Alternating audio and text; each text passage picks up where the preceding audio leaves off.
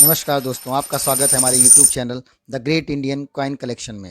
हम आपसे इस वीडियो में बात करने वाले हैं यूएनसी और प्रूफ कॉइन के बारे में।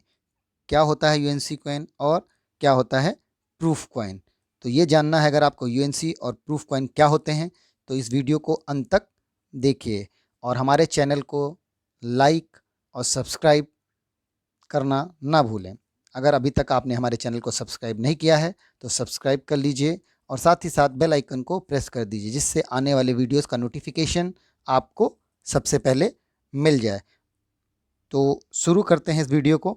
हम बात करते हैं कि प्रूफ कॉइन क्या होते हैं, यूएनसी कॉइन क्या होते हैं। यूएनसी कॉइन मतलब होता है कि यूएनसी अनसर्कुलेटेड कॉइन, जो सर्कुलेशन में कॉइन ना आया हो। ऐसा कॉइन जो सर्कुलेशन में आम लोगों के लिए उपलब्ध नहीं होता है, वो सर्कुलेशन में नहीं आता है। बहुत सारे हम लोग कॉइन देखते हैं तो जो सर्कुलेशन में हम आम चलन में चलाते हैं तो वो सर्कुलेटेड कॉइन होते हैं।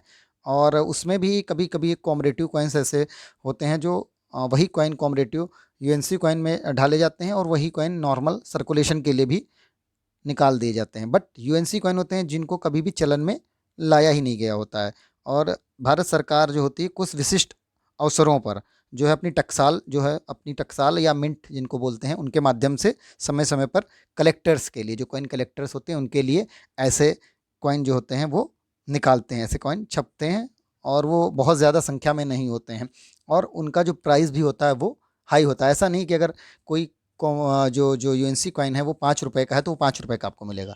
हो सकता है 400 का हो या 500 का हो, वो अलग अलग रेट समय समय पे होते हैं। या 75 रुपये का कोई कॉइन है या 250 रुपये का कोई कॉइन है या 125 रुपये का कॉइन है तो आपको उस रेट पे नहीं मिलेगा, क्योंकि उसमें अधिकतर कॉइन जो होते हैं जो बड़े डिनोमिनेशंस के होते हैं वो सिल्वर मेटल पे ढाले जाते हैं तो वो महंगे रहते हैं। अगर 125 रुपये का कॉइन निकला तो हो सकता है वो 3,000 का हो, 5,000 का हो, इस तरीके से रहता है।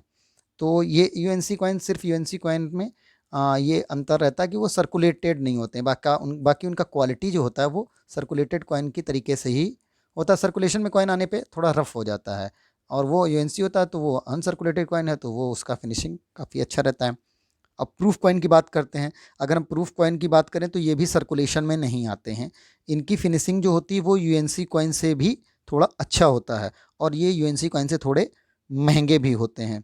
हम जो सिक्के आम चलन में यूज़ करते हैं तो उन्हें जो है वो तो सर्कुलेटेड कॉइन उन्हें बोलते हैं, जिनकी वैल्यू जो होती है वो कुछ खास नहीं होती है। बट जो प्रूफ कॉइन्स होते हैं उनको अभी हमने बताया वो यूएनसी कॉइन से भी महंगे होते हैं।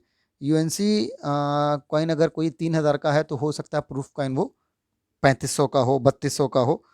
तो इस तरीके से प्रूफ कॉइन जो होते हैं वो भी कलेक्टर्स के लिए ही होते हैं।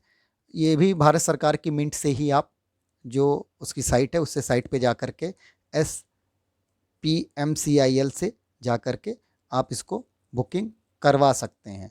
भारत सरकार की जो मिंटें हैं 4 मिंटें हैं, आपको मालूम होगा, बॉम्बे, कलकत्ता, हैदराबाद और नोएडा। इनसे समय समय पे जो ओकेजन्स होते हैं उन पे आते हैं, उनका नोटिफिकेशन भी होता है।